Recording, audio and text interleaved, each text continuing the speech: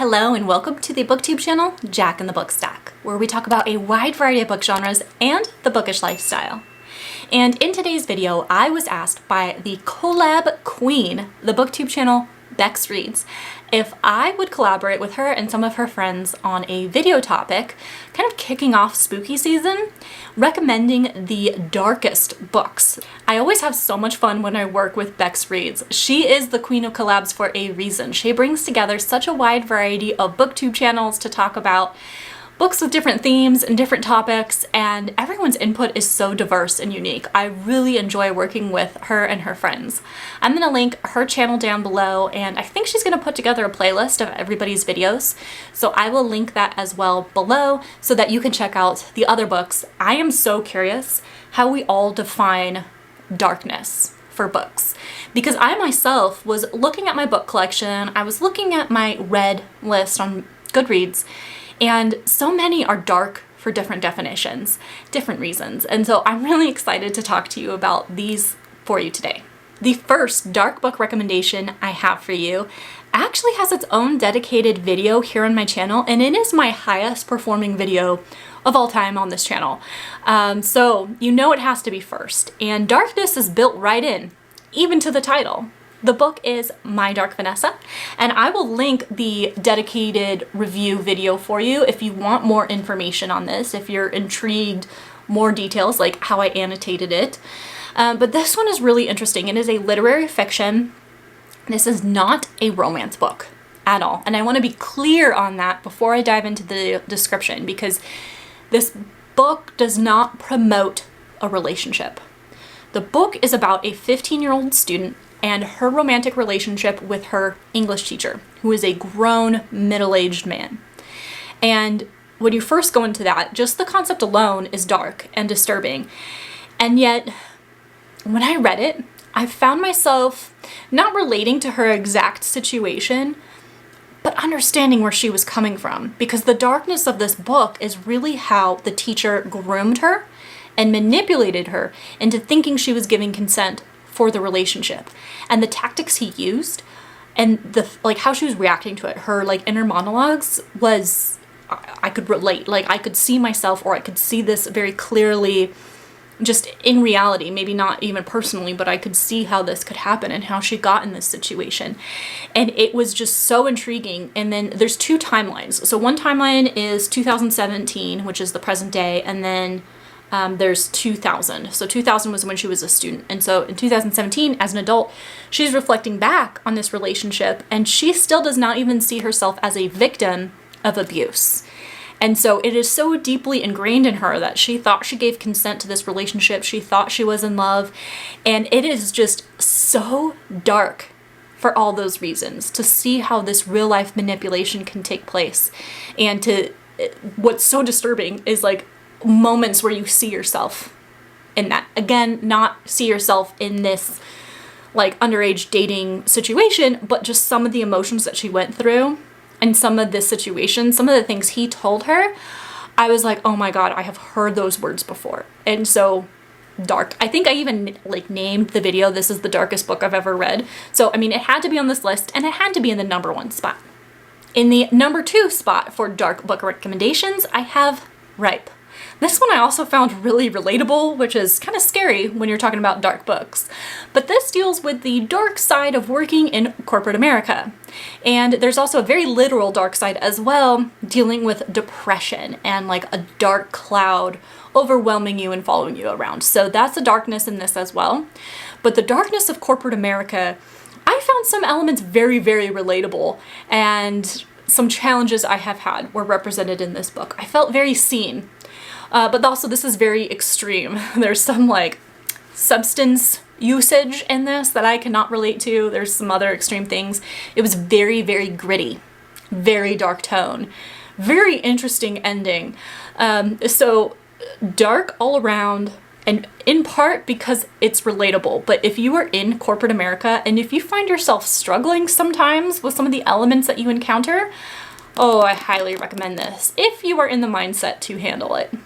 Next, I have some dark book recommendations that deal with human nature in extreme situations that are dark and disturbing because you can totally see it happening. So my third dark book recommendation is Tender as the Flesh. This is a horror book that takes place in a society where people can no longer consume meat. There's some kind of disease or something with the animals that people can no longer consume them. So instead of, you know, eating a salad, they resort to cannibalism.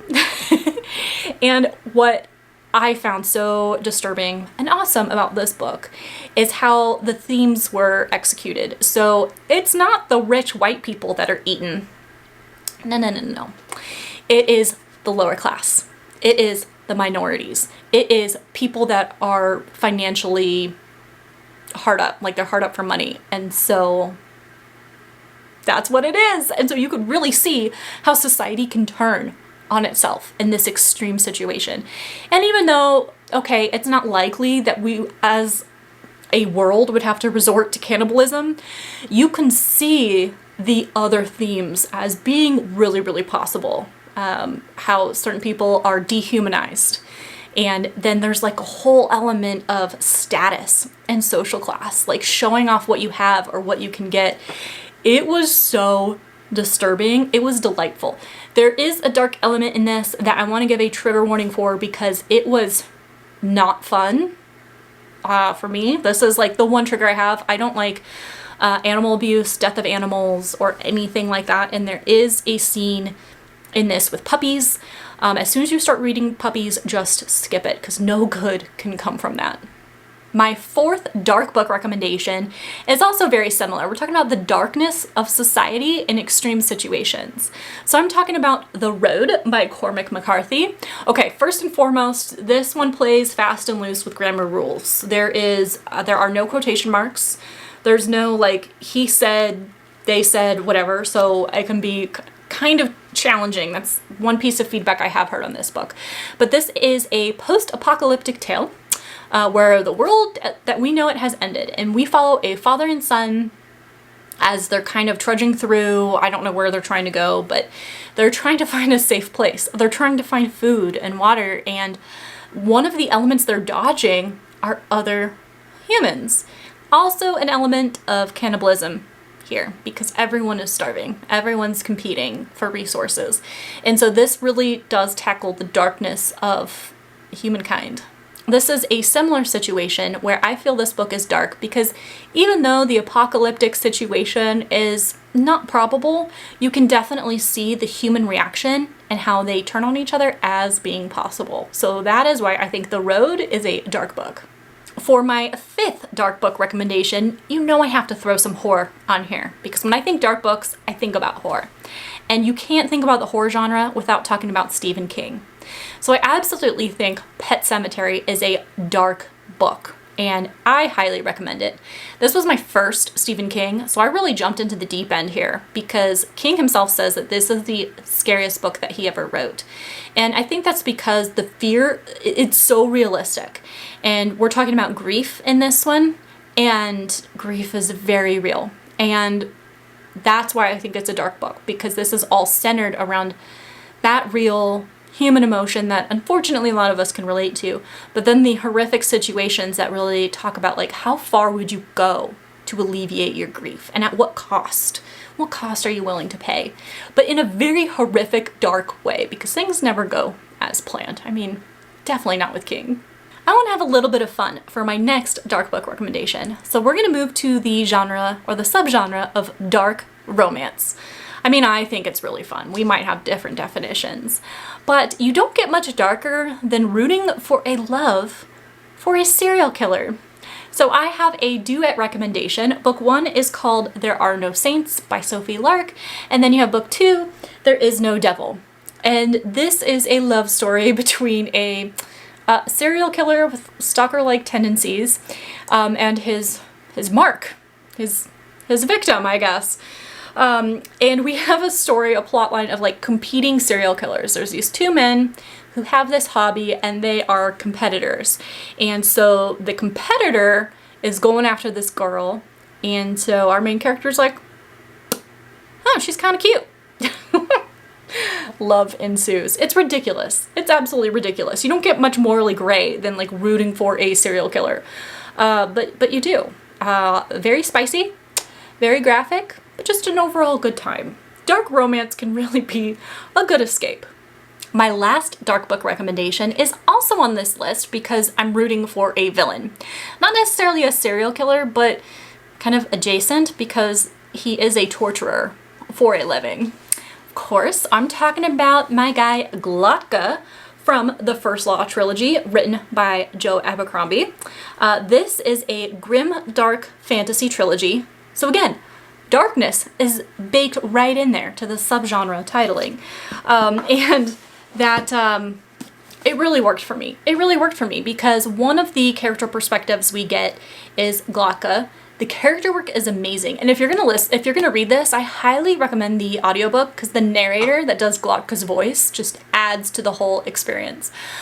But Glotka is so violent, he's so strategic, he's so intelligent, and he himself is an underdog because he has experienced some torture himself, let's say, and he is not quite the man he used to be with the same capabilities. But he is so smart and he's so ruthless and he outmaneuvers people, and I really love him. I love Glotka so much. But in this grim, dark fantasy trilogy, rooting for the villain is such an interesting concept, and I really like that. And I think that's what makes this a dark book recommendation. So those are all the dark books that I have to recommend to you today. I want to hear from you in the comments down below. How would you define a dark book? Did I give you a good variety here, or was there anything that I possibly missed? I definitely have a lot of genres represented here, and I want to know, what's the darkest book that you have ever read? Because after going through these, I kind of want some more recommendations. So please drop your recs in the comments down below. Thank you so much for hanging out with me in this video. Please be sure to check out some of the other collaborators and their lists because I'm dying to see how we differ. And hey, happy spooky season!